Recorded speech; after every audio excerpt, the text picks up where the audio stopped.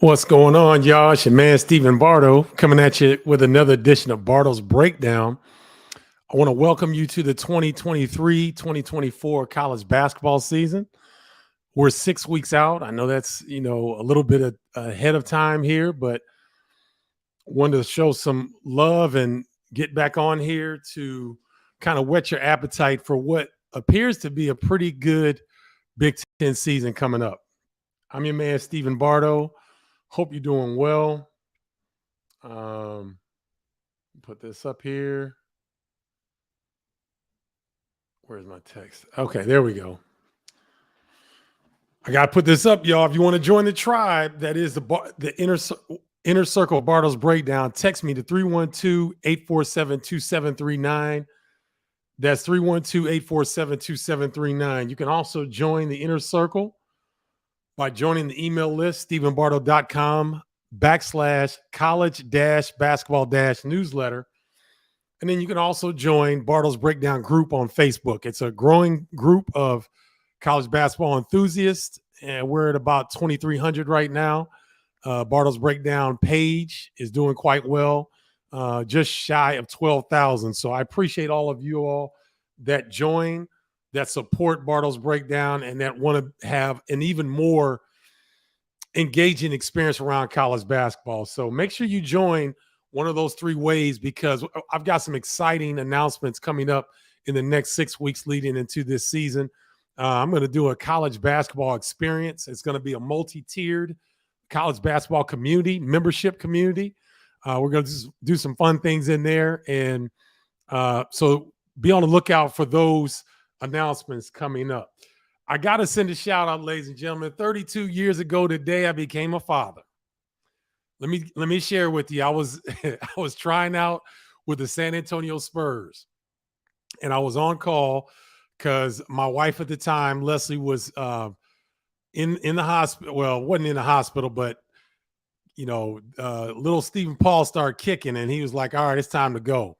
So I'm finishing up practice. Willie Anderson throws me the keys to his Porsche.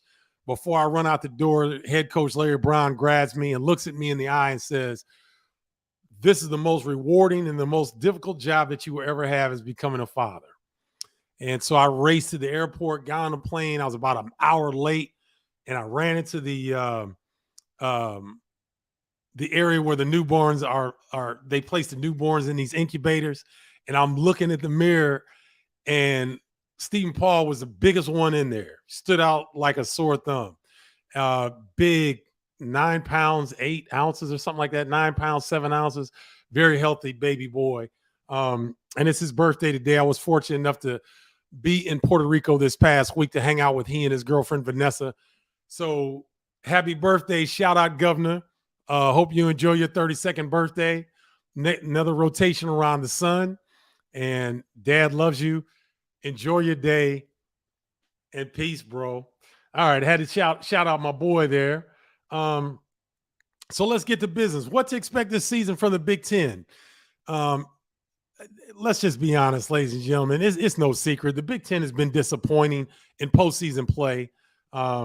They do a pretty good job in the regular season of garnering national exposure, national love, but then they've gotten to the postseason, and highlighted by Purdue's struggles last season, losing in the first round as the number 1 seed.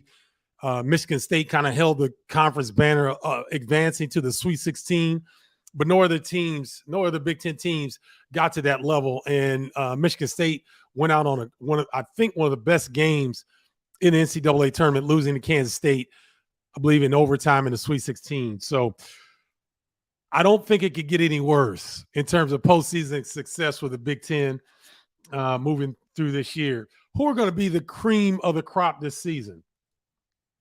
I think Purdue and Michigan State are the class of the Big Ten, and I think the rest of the conference is a notch or two lower than these two heavyweights. A lot of people have Purdue and Michigan State to be Final Four participants. They're popular Final Four choices. Purdue is more than likely going to be preseason number 1 in a lot of preseason prognostications. Michigan State will be right up there. I like Michigan State to win the Big Ten this season. I know that Purdue is bringing back pretty much everybody, but the additions that Michigan State have added, Xavier Booker, who is on NBA radars, he might be the best pro prospect in the Big Ten Conference this season. Then you've got Cohen Carr coming in. He's a left-handed wing, ladies and gentlemen. He's already the best athlete in the Big Ten. He may be the best athlete in the country. He's that explosive. And then you've also got Jeremy Fears, the point guard, 5-star out of the Chicagoland area. He's a juggernaut. Now, it's going to be tough because he's a tough player, but boy, to break that backcourt of Jaden Akins, AJ Hogarth, and Tyson Walker is going to be very, very difficult. But Jeremy Fears has the goods to contribute to what Michigan State's trying to do. I don't want to take anything away from Purdue. Zach Edey will be the player of the year in the Big Ten. He should be the player of the year nationally preseason. Then you add Trey Kaufman-Renn, who has really been reports coming out of West Lafayette that he's really improved his game. Don't be surprised to see he and Zach Edey in certain two big lineups for Purdue. So Purdue and Michigan State will be the class of the Big Ten this season. And I don't see Wisconsin, Illinois, Indiana, Maryland, Ohio State, some of the next tier teams. I don't see them challenging these two for who's going to end up winning the Big Ten title. So Purdue and Michigan State, in my opinion, are the class of the Big Ten. The Almanac, which the Field of 68 puts out, and they put out a pretty good preseason primer. If you want to go check it out, go to Field of 68, go download, pay for it, and go download the Almanac. It's a pretty good guide. It doesn't go quite as in depth from what I've seen as the Blue Ribbon does, which will be coming out, I believe, right at the beginning of October. And there are other ones. Athlon does one. There's some other preseason things, but the Almanac they do a good job. Field of 68 with Jeff Goodman, Rob Dowster, they do a really good job. And I was shocked. They've got Illinois preseason number 3 in the Big Ten. What do you guys think about that? I'm a little surprised. Not that Illinois doesn't have the talent to be number 3 in the Big Ten, but the point guard position that we've talked about previously is going to be a question mark. Can Ty Rodgers play the point guard? Of course he can. But for a young man that struggles with his outside shooting, if you've got a point guard that cannot keep teams honest, that's going to be an issue. Gibbs Lawhorn looks like he's added a layer of size to his body. He definitely has the ability to run the point. He was a verbal commit to Purdue before he got out of his commitment and signed with the Illini. And if you know Purdue, you know that they know how to identify talent that generally other teams may or may not be able to spot. Obviously, Zach Edey was one. But when you look at Braden Smith and what he was able to do as a freshman at Purdue, and if Matt Painter and his staff thought enough of Gibbs Lawhorn to try to lock him up early, I'm not saying he's going to have Braden Smith numbers or the success that Braden Smith has, because Braden has some intangibles that you just can't measure. It will be interesting to see this young man, Gibbs Lawhorn, and what he can do. Nicolo Morelli is also on the roster for Illinois. He came in last year midway, and so he knows the system, but does he have the goods, the strength, the know-how to contribute to the point guard slot at Illinois? If any one of these three candidates for the point guard position work out on Illinois' behalf, the Illinois Illinois Fighting Illini could be a surprise team this season in the Big Ten Conference.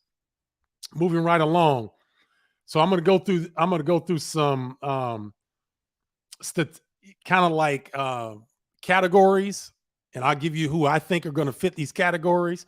Then we'll go into my first and second team all Big Ten, and then we'll have some shout outs, and then we'll get out of here. But I'll get to your questions first.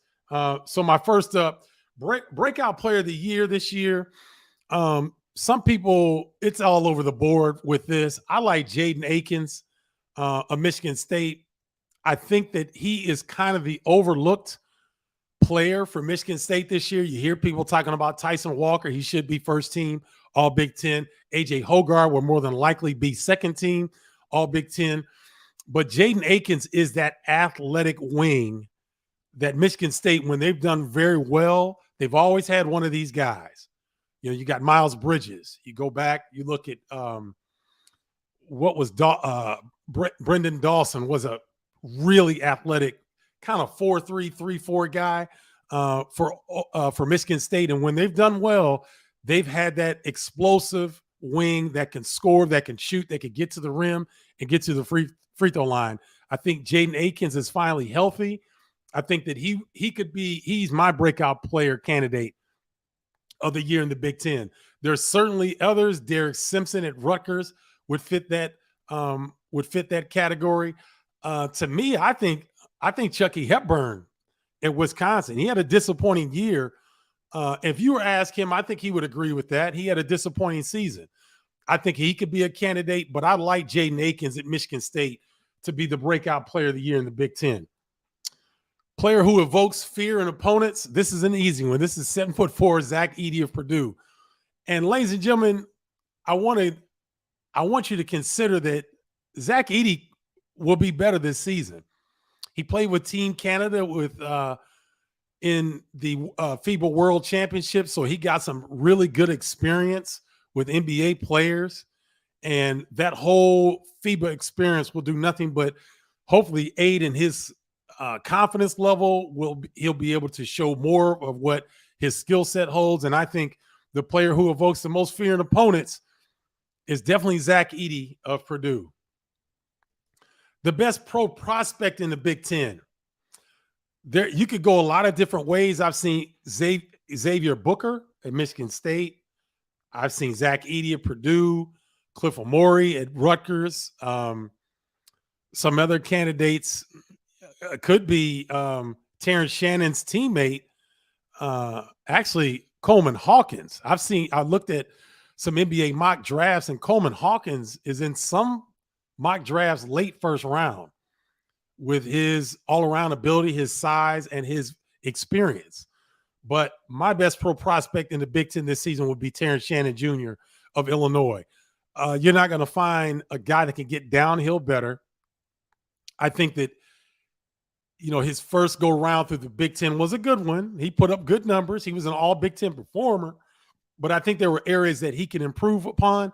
And I think that we'll see that. So I think Terrence Shannon of Illinois, Terrence Shannon Jr. of Illinois will be the Big Ten's best pro prospect this season. Who is the toughest team to prepare for the Big Ten this upcoming season? Some say it's Michigan State. I still think it's Purdue. Matt Painter and his staff do a fantastic job of creating mismatches on the offensive end for the Boilers. And so, you first come to mind is Zach Edey, obviously, to create those mismatches, but you'll see Braden Smith get a chance to expand his game. I think I've mentioned Trey Kaufman-Wren. You've got Caleb First, who will expand his game. I think Ethan Morton will shoot the ball. He showed glimpses of it last season that he has the ability to shoot the three with more consistency. I think we'll see more of this. And Fletcher Lawyer as well will expand his game. And so I think the toughest team to prepare for will be the Purdue Boilermakers. Now, Big Ten sleeper team this season. I've got the Wisconsin Badgers. I'm looked at some certain preseason polls, and people are not seeing what I'm seeing from Wisconsin. They bring back everybody except for Johnny Davis, who was a important role player for them. But Johnny didn't average double figures, and he wasn't a go-to guy. He was a rotation piece who would be missed. But Wisconsin brings everybody back, and they possibly have three impact freshmen, one of them being Jonathan Blackwell. He's the one that's not being talked about. He's the son of former Fighting Illini Glenn Blackwell. He's a 6'3", 6'4" combo guard who's athletic. He can score. A cerebral player who fits right very well with Wisconsin. Wisconsin also got A.J. Storr from St. John's. He's a big wing. I thought he was 6'6". Now they list him as 6'7". I don't know if he's grown, but he's a big physical wing that I believe Wisconsin missed out on last season. They needed some athleticism on the wing. AJ Storer brings that. And then you got Max Klesmit coming back. You've got Connor Essegian coming back. Chucky Hepburn, who to me is going to have a breakout year, in my opinion. Tyler Wall will be back. Hopefully he's healthy. And Steven Crowell will be back. So Wisconsin brings pretty much all their starters back. Marcus Ilver, if he can really just add a little bit to this Wisconsin team, there will be more dynamic. This 6'8", 6'9" forward has the potential to be that next guy who's on the Wisconsin roster that you're not thinking of that makes the jump. He, to me, has the most potential out of those guys. Carter Gilmore, some other guys that have been in the program for a couple of years, but Marcus Ilver has the chance to make that jump. Those classic jumps that we've seen in past seasons from Wisconsin bigs, I expect him to do the same. So I like Wisconsin to be the sleeper team this season in the Big Ten.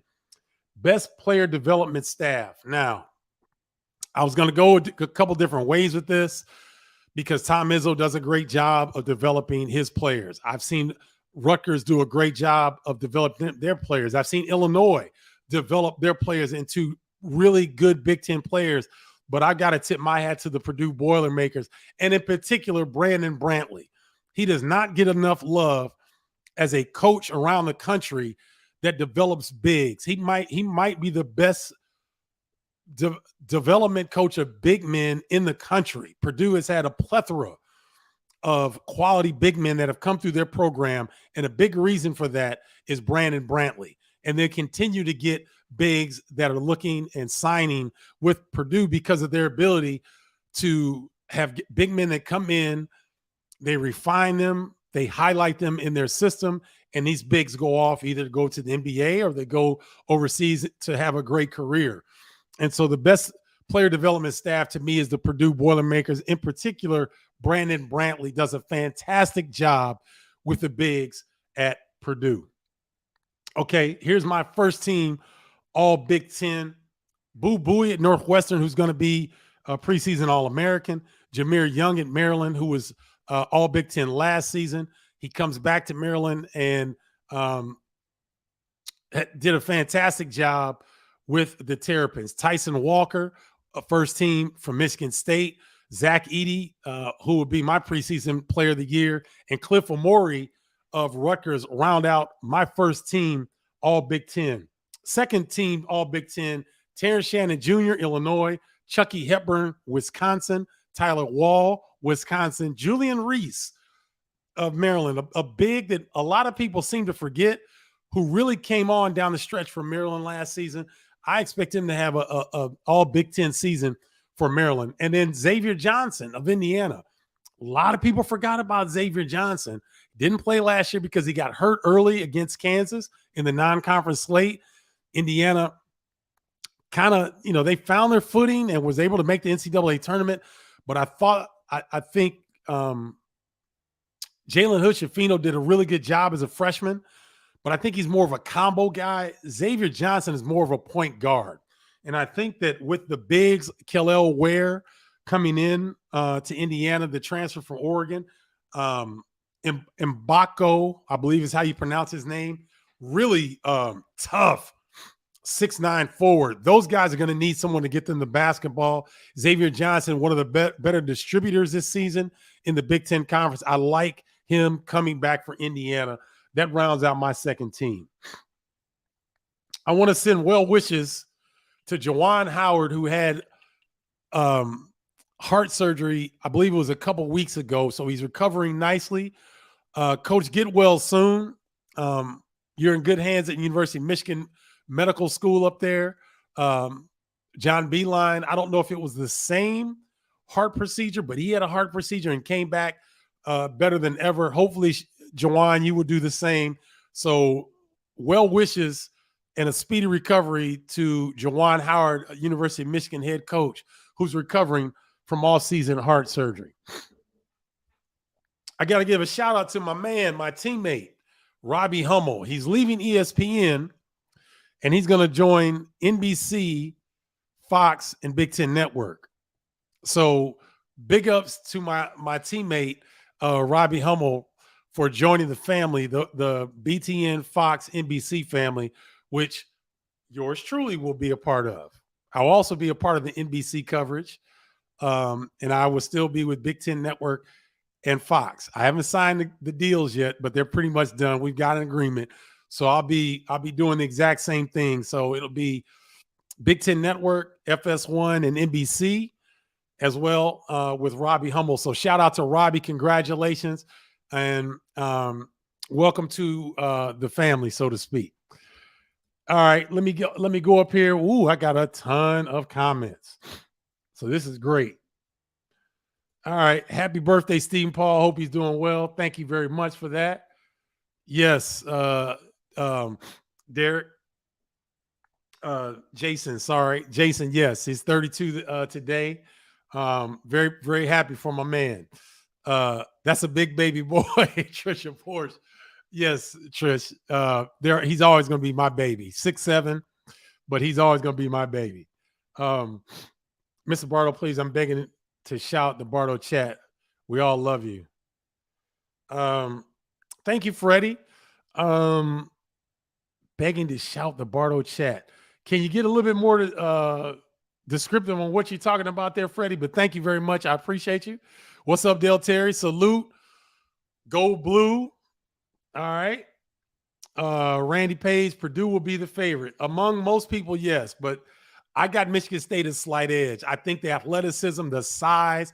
I didn't even mention the sophomore bigs coming back.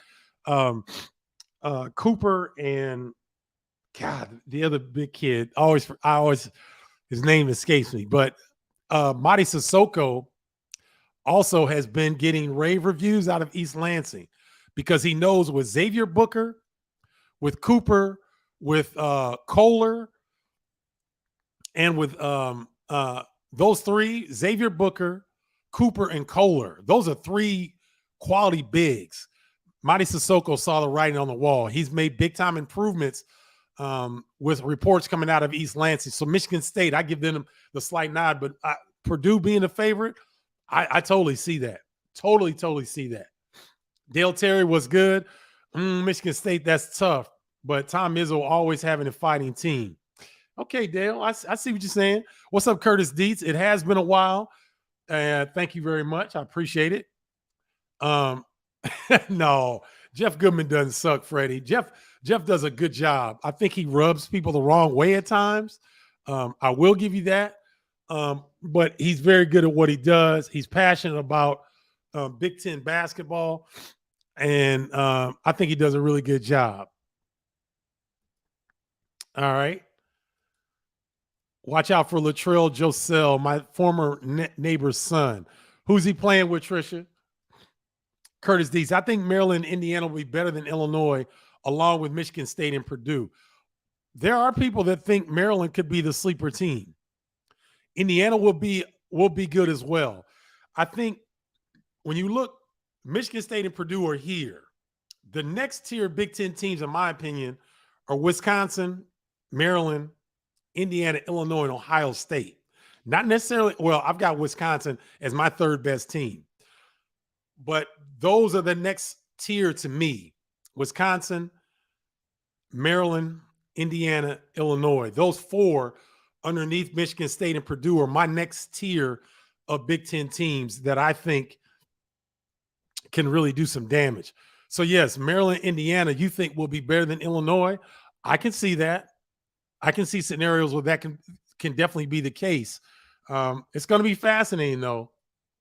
Number 3, maybe a little high. That's what I think, Facebook user. I really think that when you're uncertain at the point guard position, there's just, to me, being a former point guard and knowing how important, to me, that's the most important position on the floor. That's a lot of uncertainty to project Illinois to be the number 3 team in the Big Ten with some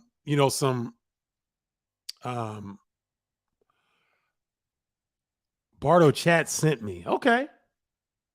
Whatever. I'll look into that, what y'all talking about, but whatever sent you, welcome, Brady. I don't think I've ever seen you on Bardo's Breakdown. If this is your first time, welcome. We only have 2 rules. Be kind. Don't be a douchebag. Don't be a jerk. And when you come with your point, come strong or don't come at all. Because Bardo's Breakdown crew, the group, the page, the group, the tribe, they'll come at you hard. So come to the paint strong or don't come at all.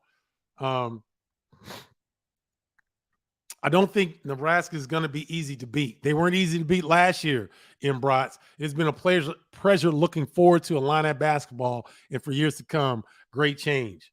I got you. What's up, Ian? Wisconsin could be a top 3 or 4 Big Ten team this season. Everybody back, and they added AJ Storr from St. John's. You're exactly right.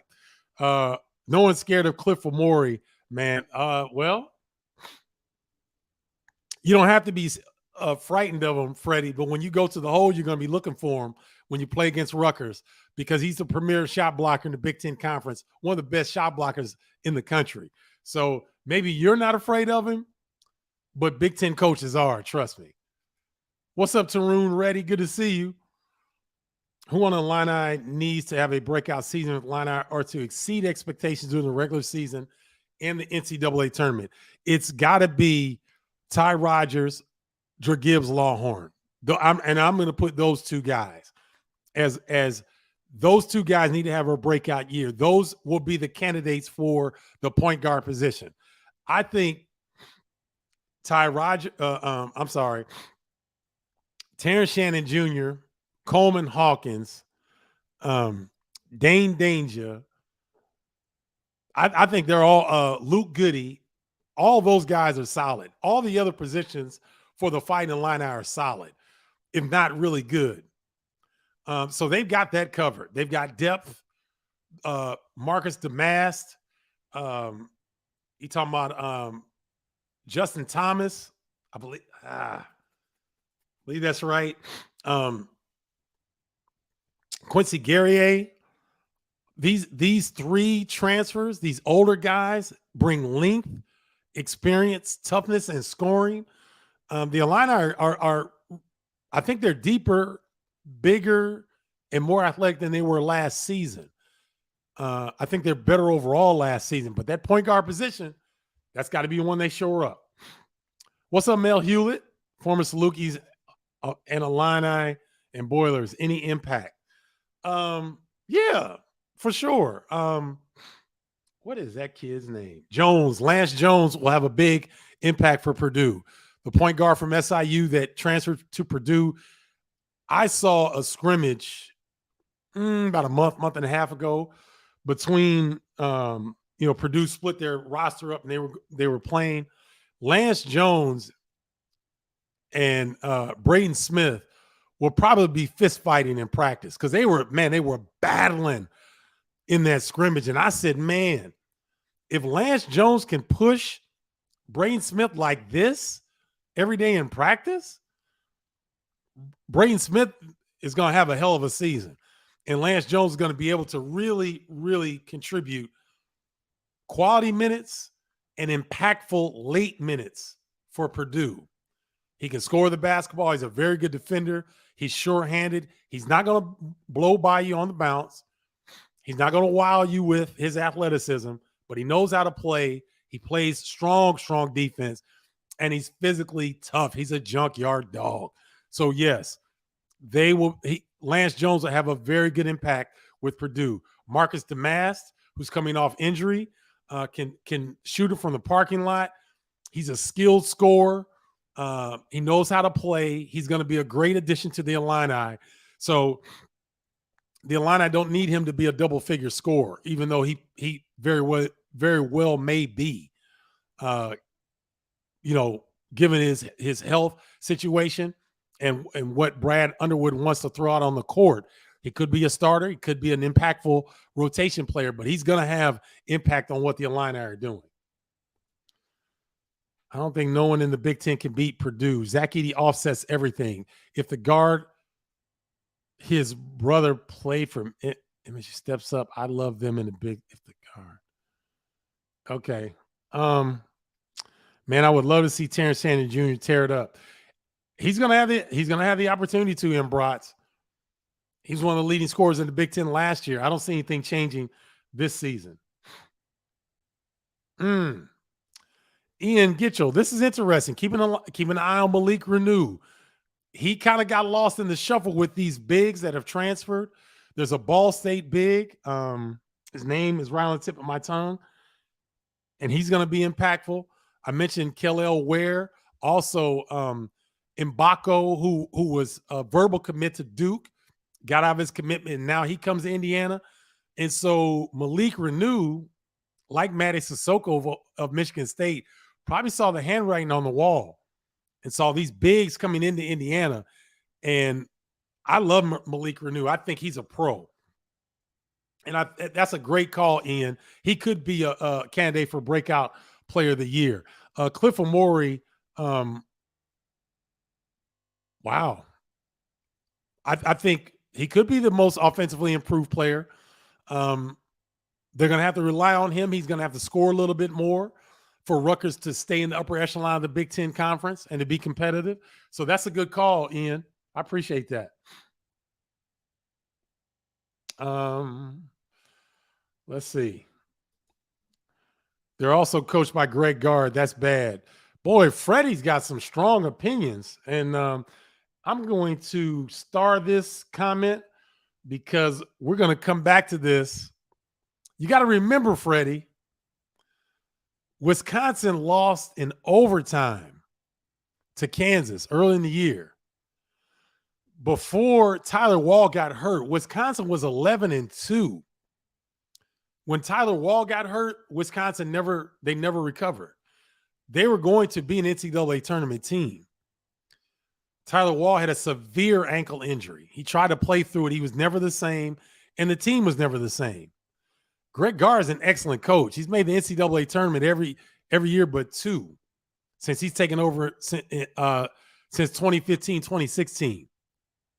So I strongly disagree with you, but that's why we have it. That's why we have this platform so that we can have this great discussion. Talk about Purdue 16C, says Luke. No, we're not going to go there. It's a new season. Running right, they're tough. Yeah, I see. That's what I think in Brats. Steven, are you going with the Silver Fox look? No. The outside of Jay, what is Jay's last name at ESPN? Jay at ESPN is the only black man on television covering sports that I've seen with gray hair. Now, if that changes, I'll rock the Silver Fox, but I don't see it on television. So the color is going back in. The paint is going back in. Trust me on that. What's up, Baller Hoop Scoop? I see you were at Phoenix Gill's game. How did he look? And then Nick Anderson's son was coaching. Had to be an awesome weekend, and happy birthday to your firstborn. Thank you, Hoop Baller Scoop. What he's referring to is PJ Bowman was in town. So PJ Bowman, Ryan Baker, who was a lead manager during the Flying Illini days, morning anchor for CBS News right now. Kendall, obviously, because his son was playing, was there. Me, I showed up. Mike Watkins, who was a walk-on from the University of Illinois, Flying Illini during those Flying Illini days. He was there as well. His son, Chris Walker, plays for Kenwood, so he played the game before. And then the game after Phoenix's game, Lincoln Park was playing, and the head coach at Lincoln Park is none other than Josh Anderson, Nick Anderson's son. So it was quite a Fighting Illini reunion yesterday at Whitney Young High School, where the fall league is going on right now. And it was great. Got a chance to take a picture with Josh, send it to Nick Anderson. So I know he's proud of his son. So it was a great day for the Fighting Illini family yesterday, watching Phoenix Gill, watching Chris Watkins, Mike Watkins' son, and also seeing Josh Anderson's Lincoln Park School play the game after Phoenix Gill played. Thanks for that, Hoop Baller Scoop. I appreciate it. Ooh, Paul Miller. Great question. How many Big Ten teams will make the Sweet 16 this season? I'm going to go on a limb and say 3. I'm going to add one more team outside of Michigan State and Purdue. Who will that be? I don't know. But the candidates for me will be Wisconsin, Maryland, Illinois, and Indiana, and Ohio State. Those 5, to me, yeah, I'm going to throw Ohio State in there because I think Ohio State's going to be much improved. But Sweet 16, that's a stretch. Let me go with Wisconsin, Indiana, Illinois, and Maryland. One of those 4 schools will join Purdue and Michigan State in the Sweet 16 this season. Great question, Paul.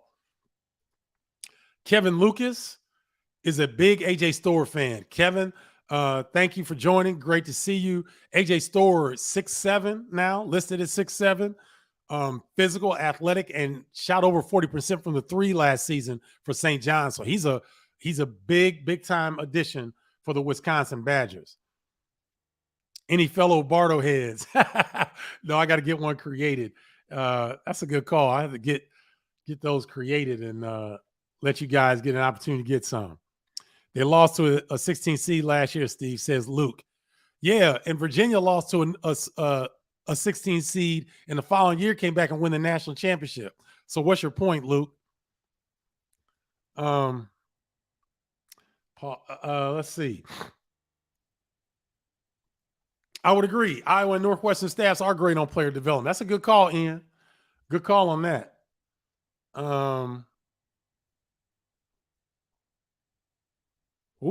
Kyrie Thompson.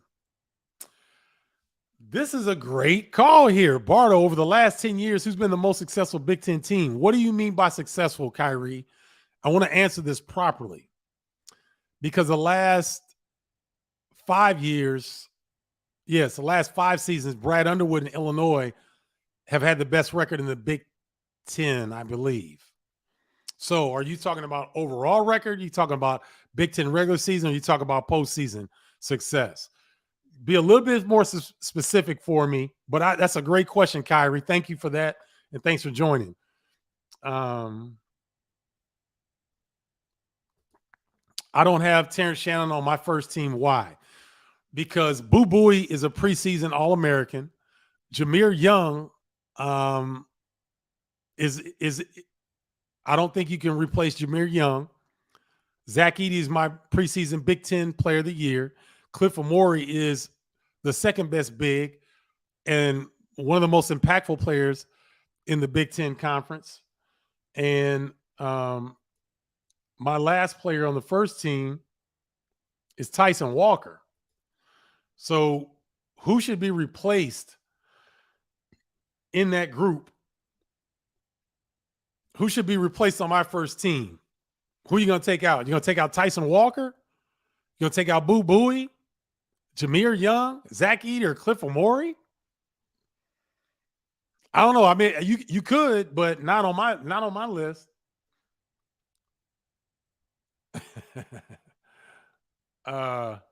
Where's the Robbie Hummel statue? Don't have one yet.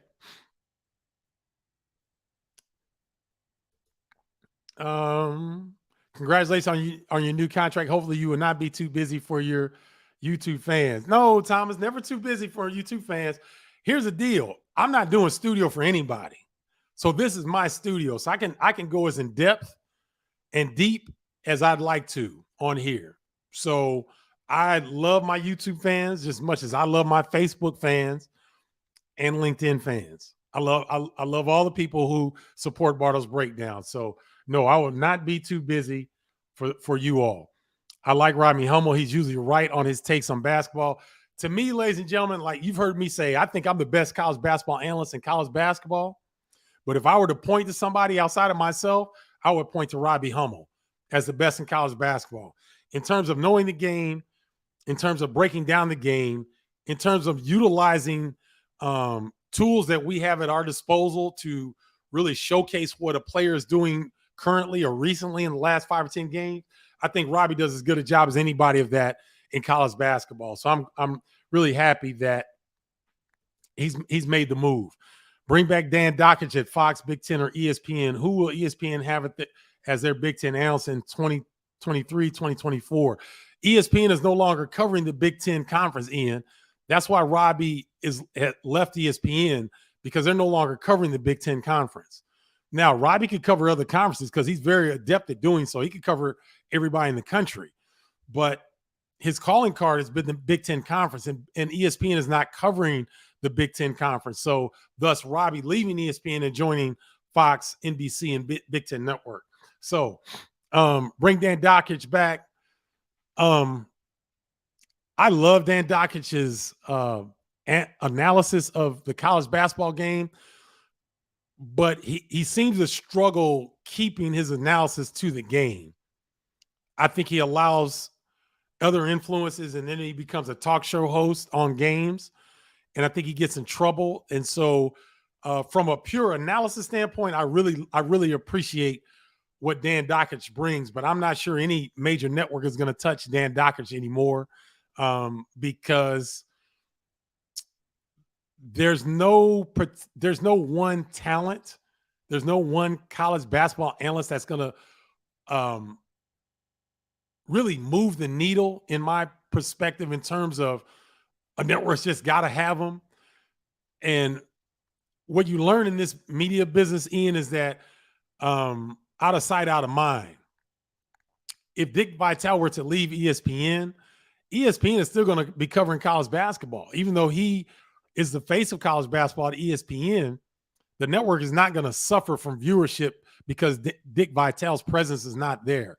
It just doesn't work like that anymore. College basketball is an entity of itself, and regardless of who's covering it, there are going to be eyeballs on the sport. So I don't think you're going to see Dan Dockich anytime soon. I could be wrong, but I don't think so.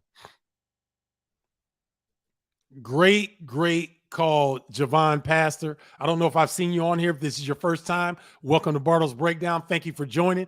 Great question. Jeremy Fears is one of my faves, and Izzo has rep for holding players back, but can you be too deep? In today's game, you can be too deep.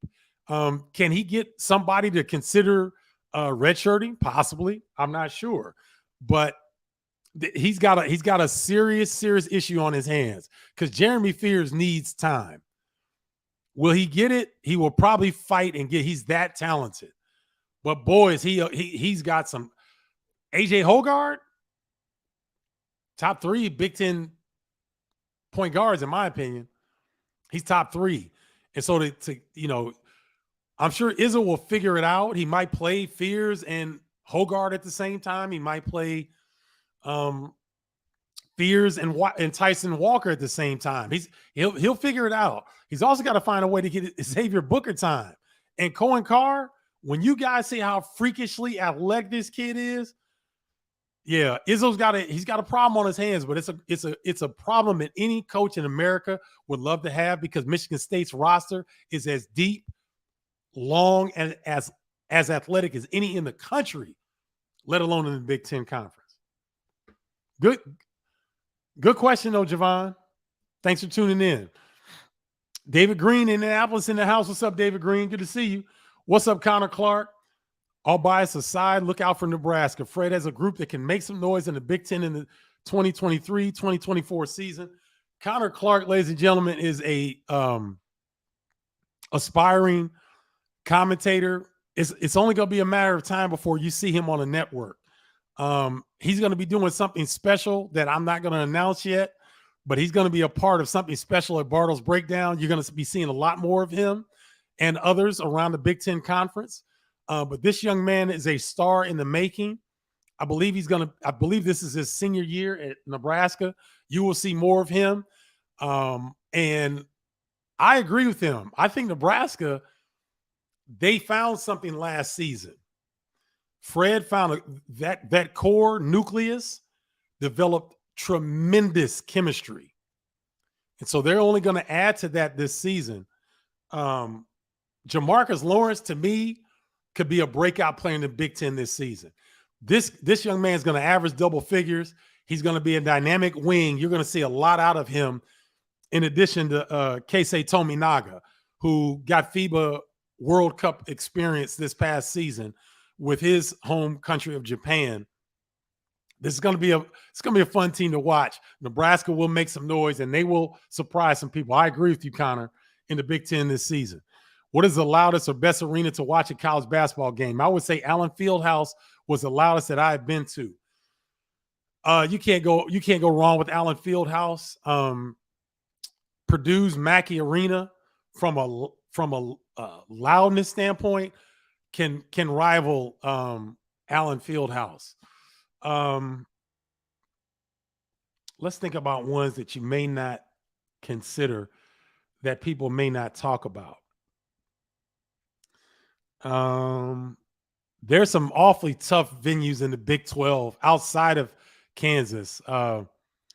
Bramlage Coliseum, they got it rocking last year. Now Bramlage does a good job, but they're not elite. Let me think. Obviously, Cameron Indoor at Duke, crazy loud because it's a smaller venue. The Dunk, Providence College, Dunkin' Donuts Center in Providence is raucous. They get it cracking up in there. So that's an underrated one. That might be the most underrated venue in college basketball. Ed Cooley had it rolling. He's now at Georgetown. You've got one of the best young coaching prospects in college basketball, Kim English, takes over. I think he's going to add to what Ed Cooley already got rocking with the Friars out there in Providence. The Dunk is a heck of a basketball. That is a loud venue. There are others, but I would list those for now. But good question. Scoop Hoop, what's good, Scoop Hoop? Is it time for Tom Izzo to win another title? We call him Mr. March and all these Final Fours, but hasn't won since 2000. And don't get me wrong, a Hall of Famer, but even he says he's obsessed with getting a second title. This could be his team. This could be the team that breaks through. They pretty much bring the same team back minus Hauser, who's off to the professional ranks. They bring back everybody else and they add some athleticism, length, and supreme point guard playing Jeremy Fears. So if Michigan State's going to bust through, this is going to be their season.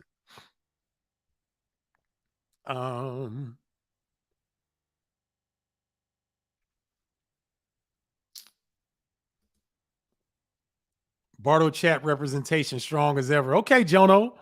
Thank you, sir. Appreciate you. See, Bardo chat is a group of Big Ten fans that are all in a Twitter chat named after you, King. Oh, I had no idea. I'm going to have to go to Twitter and join the conversation. Thanks so much, guys. I appreciate it. The question with Illinois will be consistency. Yes, Paul, there'll be consistency, but also point guard play. Have you noticed Ty Rodgers can't make a left-handed layup with his left hand? It affects him finishing. He uses his right hand. Hope the coaches work on that. Denise, sometimes I think Ty can finish with his left hand. A lot of times, Denise, what you'll see, thank you for the comment. You'll see guys now, they'll be on the left-hand side, but they'll go with their right to try to get it up on the glass and beat defenders for a block shot. If you go with your left and you don't use your right arm to hold off a defender, they can get, if the basket's here and I'm going with my left, I open up my body when I'm going with the left-hand layup so that I don't really have a lot of defense outside of my right arm to hold off a shot blocker. When you're making a move and you go quick and you lean in, you can get you're close to your defender and you can extend maybe before your defender can respond to a shot block attempt. And so a lot of times you'll see NBA players do this where they're making a move. They'll be on the left-hand side of the basket, but they'll try to get with their right as quick as they can to the hole. You'll even see players, it's even trickled down to the college basketball side, where if you're on the right-hand side, they'll try to go with their left to get to the rim quicker, to get it up on the glass or get to the rim before a shot blocker can come. So I don't think Ty has a problem finishing with his left, Denise. I think that's a thing where players are now in these individual workouts are working on ways to get the ball to the rim and to the backboard as quickly as possible. And I think that's what you're seeing.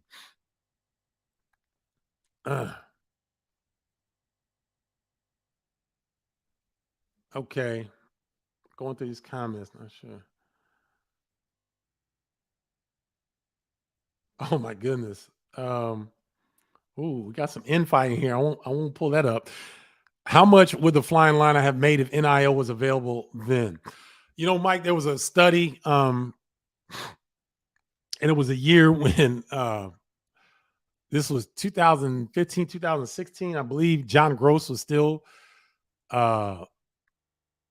it might have been Gross's first year, and they did a calculation using the NBA kind of collective bargaining agreement, and Illinois' players, all of them would have averaged $400,000 a year. Now, we had NIL, we probably would have made Kenny Battle would have been in the seven figures, possibly. Kendall Gill, Nick Anderson, very close to him. I probably would have been at the six-figure level. We all would have gotten broke off pretty nicely. Oh, what a dream it would have been, Mike. How did Kendall Gill's son look, Bardo, and how old is he? He's a junior at St. Ignatius. Phoenix Gill's the number 2 rated junior in the state. He's been offered by Purdue, Iowa State, Illinois, Northwestern, Stanford, and there's some other teams. He's a fantastic player. He's ahead of Kendall at the same period. So the sky's the limit for Phoenix. And I think that he's going to have the ability to play point or off guard. He's not quite as explosive as Kendall yet, but he's getting there. But he's an outstanding player, one of the best players in the state of Illinois right now. Greg, Dane Danger's game has to take another step. You know why? Because Illinois didn't utilize him last season. They got to utilize him. I know Brad Underwood is a big analytics guy, and Illinois shot the crap out of the three, which they had no business doing because they weren't good. They were last in the Big Ten in three-point shooting, but they shot the most. That doesn't make a lot of sense. I think that will be tweaked this year. Dane Danger should get 10 to 12 to 15 touches every single game. He's that talented. If he has a couple turnovers a game, fine. I'm good with that. But he puts pressure on opposing bigs. He can draw a double team. He's an excellent passer out of the post, and he's an unselfish player. So I think Dane Danger could make a big jump this season as long as Illinois lets him touch the damn ball. And I put emphasis on let him touch the damn ball. Feed Dane Danger, please.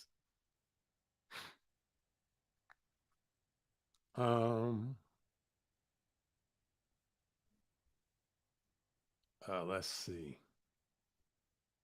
Wow. Bardo, thoughts on 42 and how they sleeping on him?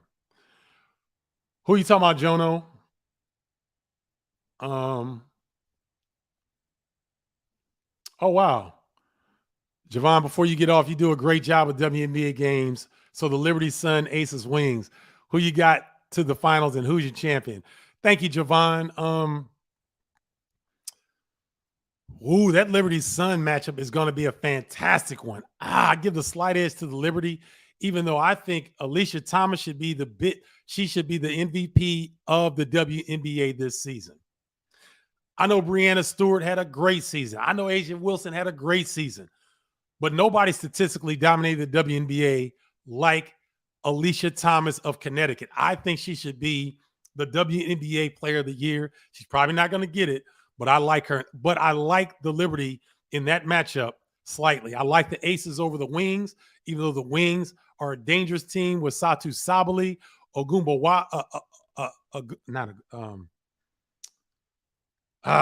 Arike Ogumbawale can score from a phone booth. I don't think they have enough to match up with the Aces. And then the Liberty and Aces, what everybody wants, they want to see that, Javon, in the finals. I like Asia Wilson, and I like the Aces. I just think they're too talented. They have too much firepower. They've gone through the whole season. They lost Candace Parker to injury, but that was earlier in the season. They seem to have overcome that quite nicely. I like the Aces uh, in the last possible game in the last quarter of the WNBA Finals. I hope that helped.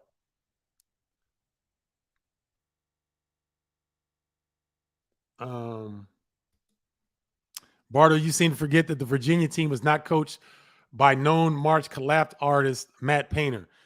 Well, let's dissect that a little bit. I think Matt Painter got to the Elite Eight, didn't he? With Carson Edwards. And if Isaac Haas doesn't get hurt in the Sweet 16 game, I think they probably advance to the Final Four. So I don't, a collapse artist doesn't get to the Elite Eight. It's hard as hell to get to the Elite Eight. I'm not going to call Matt Painter a collapse artist. You will never see me say that. And you think Tony Bennett's a better coach than Matt Painter? Is that what you're saying? Because both of them are two of the best in the country. But if you think Tony Bennett's a better X and O guy than Matt Painter, okay, I respect your opinion. But there's no way in hell I'm calling Matt Painter a March choke artist. That's not the case. Just not the case. Scoop Hoop says, how long has Boo Buie been in college? Seems like 5 or 6 seasons. Yeah, I think this is his 5th season. It seems like 9 to me because I've been covering him. But I'm glad to see him stay. Bardo Chat condemns Dan Dockich. Oh, I hope not. Don't condemn Dan Dockich. I'm telling y'all, he's one of the best in the business when he sticks to the analysis part. Where he gets in trouble, he starts getting his opinion and gets a little sideways. But don't condemn him because I think he's really good. Not a fan of Dockich. He is the opposite of a homer for his former team, and his Twitter is a cesspool. I respect your opinion. When I said best Big Ten teams over the last 10 years, I'm talking a mixture of Big Ten titles, Big Ten tourney titles, Sweet 16s, and Final Fours. I'd have to go back and look at that, Kyrie. I can't. I don't know that. I can't compile all those while I'm doing this live and trying to get to everything. I'll come back and put that in a later post. But thank you for that criteria because that's a great criteria to figure out who have been the best teams over the last 10 years in the Big Ten. I'm actually probably going to do a separate video on that. That's a great call. Let me highlight that one as well. Thank you, Kyrie. You on fire today. Thanks for joining.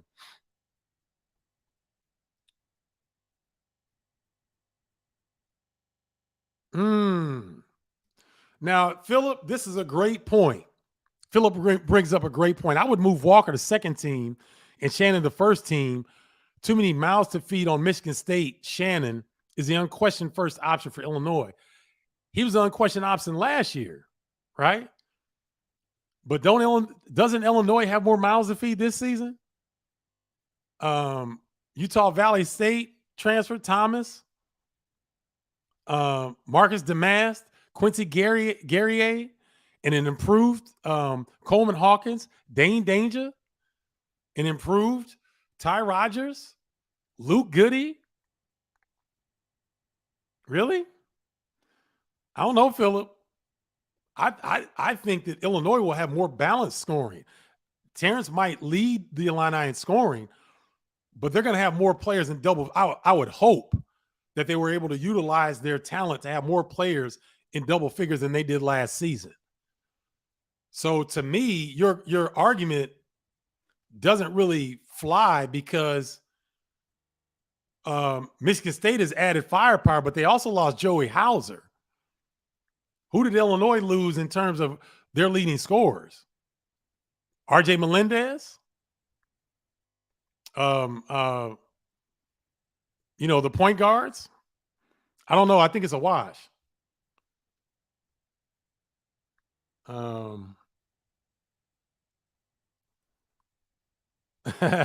Sean says Cole Fieldhouse. That's funny.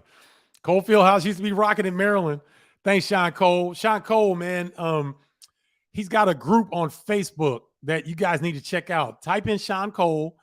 You'll see his Facebook group. He does a really good job of posting daily articles and polls about the Big Ten Conference. So go check out Sean. Post a link to your group in the chat, and I'll bring it up so people can check that out. He does a really good job, and you're going to see me and him working together in the future.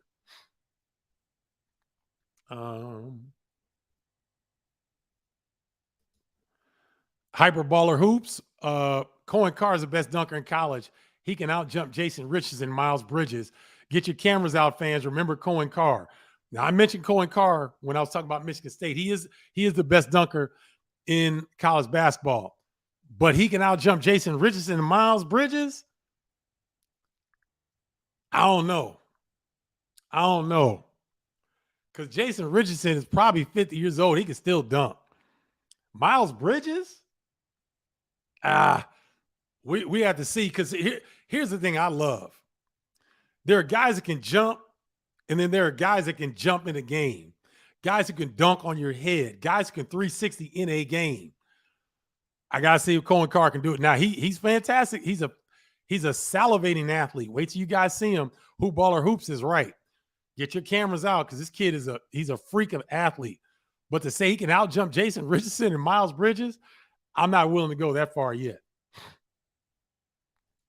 You know what's going on, Steve?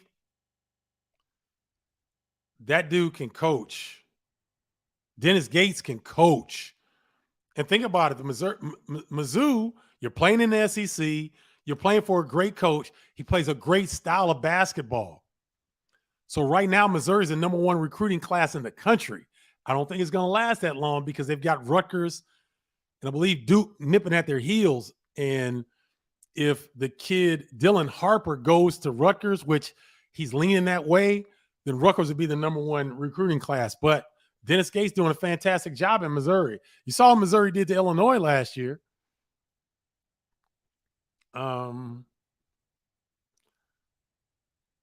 Need more of the danger zone. Oh, no doubt. We need the danger zone for the Illini. Oh,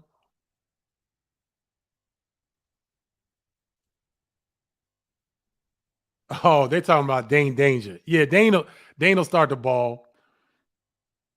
Boo boo on that Drew Neitzel type of flow. That's funny. Well, that's your opinion. I'm more in agreement with Tammy here. You're spot on with Dan. It got to be too controversial. The dude can, man, look, Curtis Dietz.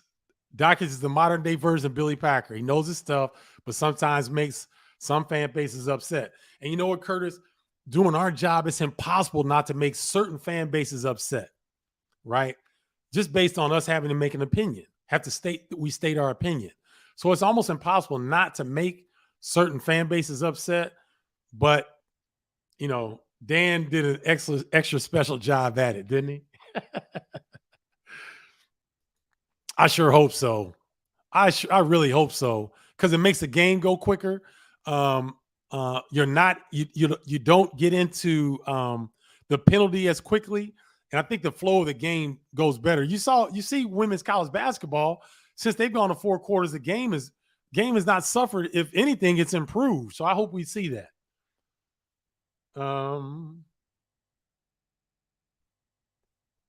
Let me see. We're almost done. Oh, yes. I can't say it any better. Isn't it great that basketball is back? Even though it's just practice, it gives me chills that hoops is back. Me and you both, hoop baller scoop. I'm telling you. I can't wait. I cannot wait. And so I want to remind you all, I'm wrapping up now, but thanks for tuning in to Bardo's Breakdown. Make sure you join the tribe. You can join it via text, 312-847-2739, or you can join the email list, stevenbardo.com/college-basketball-newsletter. And you can join Bardo's Breakdown group on Facebook. 2,500, just short of 2,600 members. It's lit, it's love, and it's about to get cranking, because we're only 6 weeks out from the start of college basketball season. Yeah, let's go. Happy birthday to my firstborn, Stephen Paul. Love you. Love you all. Thanks for watching Bardo's Breakdown. Till next week, holla, y'all.